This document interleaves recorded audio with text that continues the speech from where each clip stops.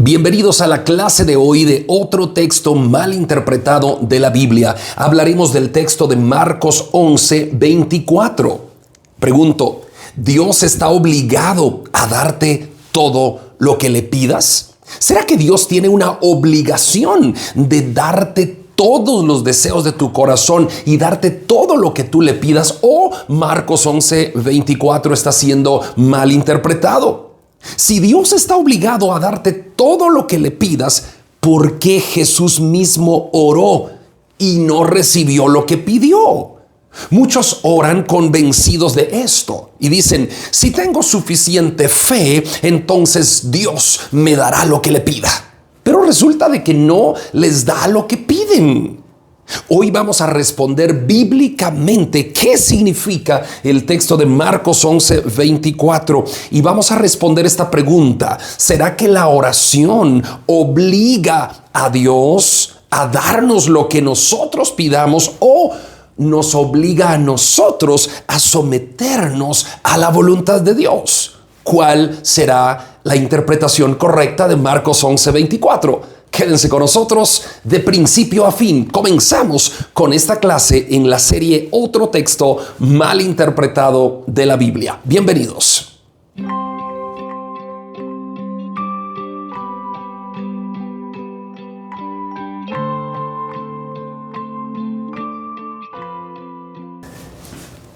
El texto base para abrir la enseñanza de hoy es Marcos 11:24, que dice, por tanto os digo que todo lo que pidiereis en oración, creed que lo recibiréis y os vendrá. Repito, por tanto os digo que todo lo que pidiereis en oración, creed que lo recibiréis y os vendrá.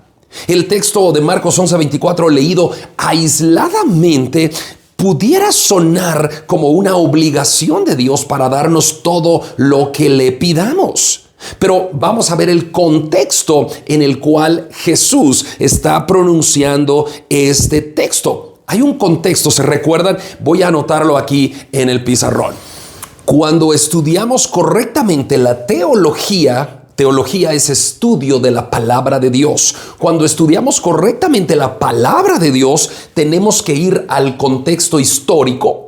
Luego tenemos que ver la exégesis de un texto, luego la hermenéutica y luego la homilética para saber si el texto está correctamente interpretado o no. Porque leído aisladamente el texto puede sonar como realmente Dios está obligado a darme todo. Porque escucha, dice, por tanto os digo que todo lo que pidierais sonando, creed que lo recibiréis y os vendrá. Pero bueno, ahora vamos entonces a la parte histórica de este texto. Jesús está pronunciando estas palabras en la última semana antes de ir a la cruz. Ahí está Jesús pronunciando estas palabras. Está pronunciándolas de camino hacia la ciudad de Jerusalén y está enseñando a sus discípulos sobre la fe verdadera y no sobre fórmulas mágicas de alcanzar las cosas. El contexto inmediato es la higuera estéril que se encuentra en Marcos 11:12 al 21. Es un símbolo de apariencia religiosa sin fruto. Es una advertencia contra una fe superficial. Y Jesús no está enseñando a manipular a Dios, sino que Jesús está enseñando que con Dios podemos someternos a su voluntad a través de la oración y esperar que Dios actúe soberanamente. Bueno, esa es la parte histórica de este texto. Ahora, ¿cuál es la parte exegética? Ya vimos la parte histórica, veamos la parte exegética. La parte exegética es sacar, exégesis es sacar de adentro el texto e interpretarlo, ¿no? A la luz de la escritura. Todo lo que pidierais, dice Marcos 11:24, no significa cualquier cosa sin límites, sino significa todo lo que esté alineado al carácter y a la voluntad de Dios. Repito, todo lo que pidiereis no significa cualquier cosa sin límites, sino que todo lo que esté alineado al carácter y la voluntad de Dios. Es que Así debe ser interpretado exegéticamente. Porque si el texto dice, todo lo que pidiereis al Padre en mi nombre, creed que lo recibiréis y os vendrá. Imagínense, yo podría pedir ahora ser presidente de otro país que no es el mío. Y no se cumpliría porque yo nací en Guatemala. No podría ser yo el presidente de México algún día. No podría ser el presidente de los Estados Unidos algún día. No podría ser el presidente de Colombia algún día. No podría ser el presidente de España algún día porque yo soy guatemalteco. Las leyes no me lo permitirían y entonces esa oración no hay que pedirla porque no está de acuerdo a la voluntad, al carácter soberano de Dios. Si yo le pidiera al Señor dinero mal habido, dinero ilícito, tampoco está de acuerdo al carácter y a la voluntad soberana de Dios.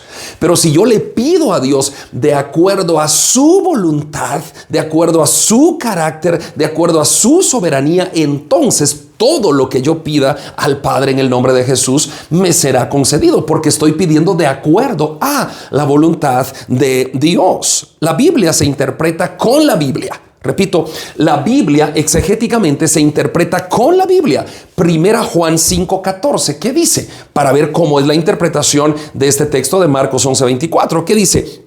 Y esta es la confianza que tenemos en Él, que si pedimos, escucha, alguna cosa conforme a su voluntad, Él nos oye. ¿Cuál es la confianza que tenemos en Él? Que si pedimos alguna cosa conforme a su voluntad, Él nos oye. La fe bíblica no elimina la voluntad de Dios. Es que la fe bíblica no es pedir cualquier cosa que se te ocurra. No, la fe bíblica no elimina la voluntad de Dios. Tú eres casado de hace 40 años, digamos, no le puedes decir a Dios, Señor, te pido que me des otra esposa más joven, porque esa no es la voluntad de Dios. Aunque tú pidas esa oración, no te la concederá el Señor, ¿te das cuenta? Porque todo lo que está de acuerdo a su voluntad es el carácter soberano de Dios, y eso es lo que Dios responde.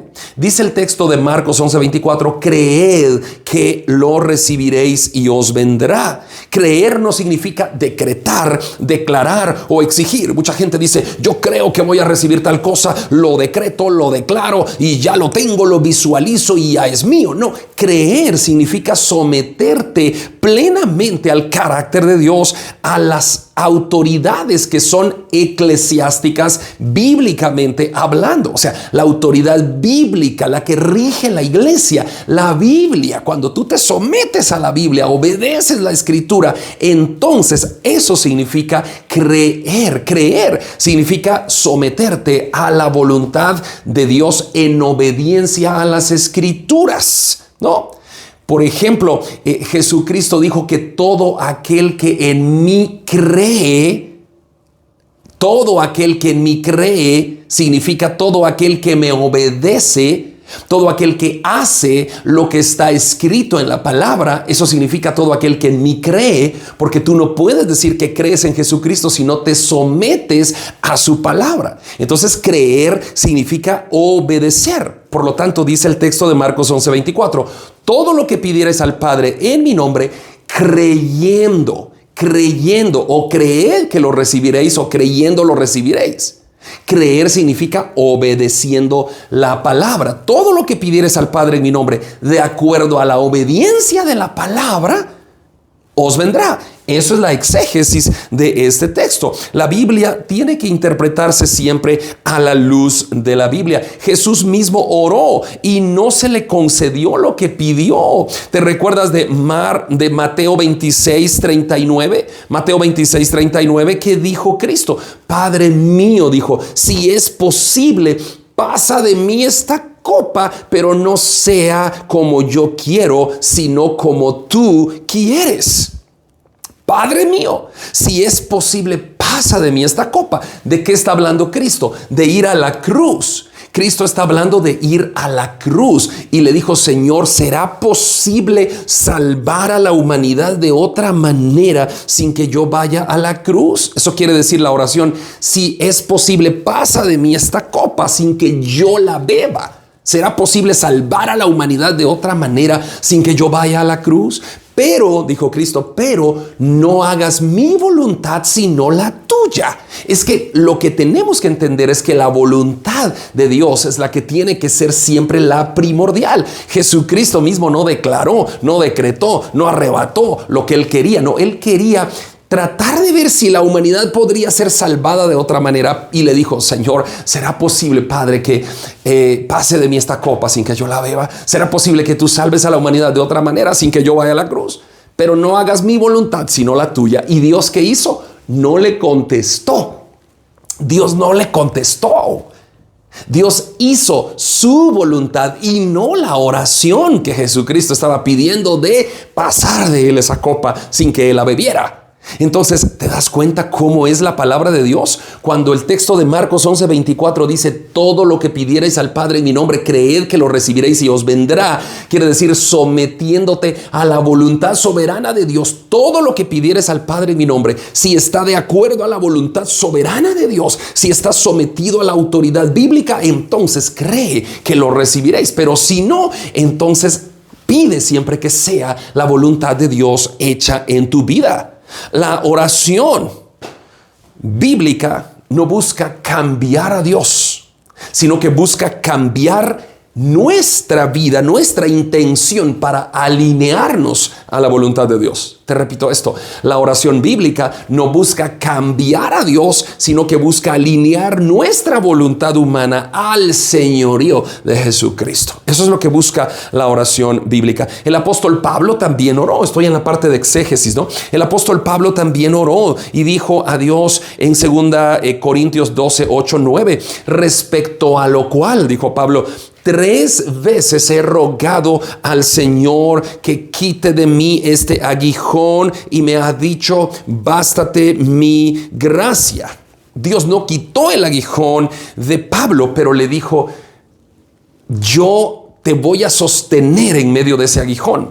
Bástate mi gracia. Que te baste mi gracia, Pablo. No te voy a quitar el aguijón. Pablo oró, pero Dios no le hizo caso a su oración. Pablo dijo: quítame este aguijón. Entonces no se cumple la palabra de Marcos 11:24. Todo lo que pidieres al Padre en mi nombre, creyendo lo recibiréis. Creed que lo recibiréis y os vendrá. Pablo le pidió a Dios.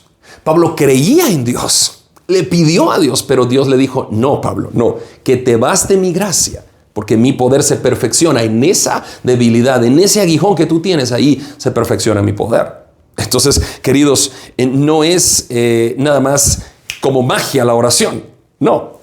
Vamos a la parte hermenéutica de ese texto de Marcos 11:24. ¿Qué quiere decir la parte hermenéutica? Los errores más comunes de la gente es convertir la oración en una herramienta de control, medir la fe por resultados, culpar al creyente cuando Dios no le responde algo. O sea, esos son los errores más comunes. Convierten la oración en una herramienta mágica de control. Si lo puedes ver, lo puedes creer, arrebátalo, recíbelo, decláralo, ya es tuyo, etcétera, etcétera. Tanta palabrería sin sentido. Eso no es bíblico. Medir la fe por resultados. Los falsos maestros enseñan a medir la fe por resultados. Oh, si tú estás pobre es porque no tienes fe. Si tú estás enfermo es porque no tienes fe. Si tú no tienes auto es porque no tienes fe. No, la fe no se mide por esos resultados físicos. La fe se mide por la obediencia a la palabra de Dios. Es que no hemos entendido eso.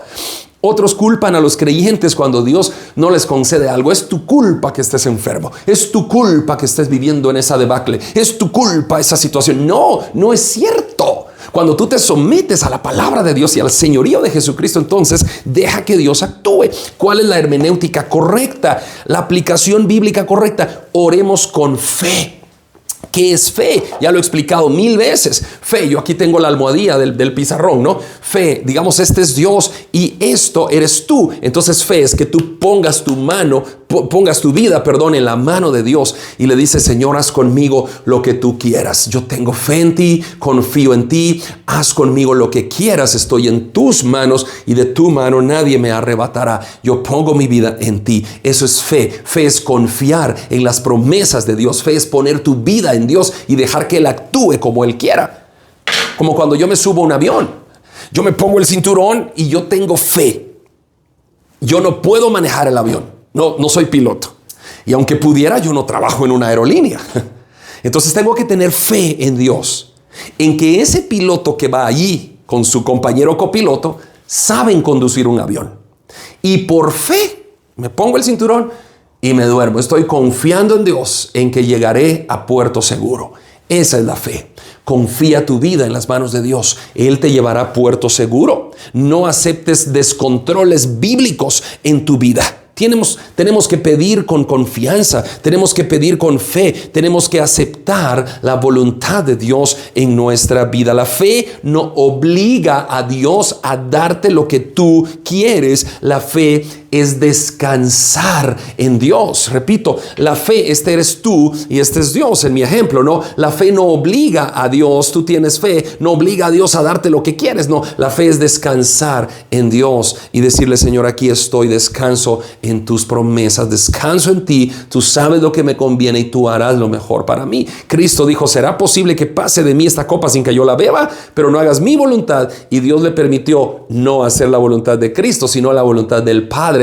Y Cristo fue a la cruz, y esa voluntad de Dios el Padre yendo Cristo a la cruz es la que hoy nos tiene a nosotros aquí con esta salvación tan grande. Gloria a Dios. Bueno, la homilética en la teología. ¿Qué es la homilética? La homilética es cómo puedo predicar este texto ahora mismo. Marcos 11:24. El texto ha producido mucha culpa en creyentes sinceros, porque Marcos 11:24 dice, todo lo que pidierais al Padre en oración, creyendo lo recibiréis. Entonces ha causado culpa en muchos cristianos porque dicen, no recibo, le he pedido a Dios y no recibo, le he pedido a Dios y no recibo. Y eso causa culpa, pero no tienes que sentirte culpable, no tienes que tener frustración espiritual, no tienes que tener una imagen distorsionada de Dios, no tienes que decir, Dios a mí no me ama y por eso no me responde. No, es que Dios es soberano y en su soberana voluntad ha querido que tú permanezcas como estás ahora, pero tú sigue orando.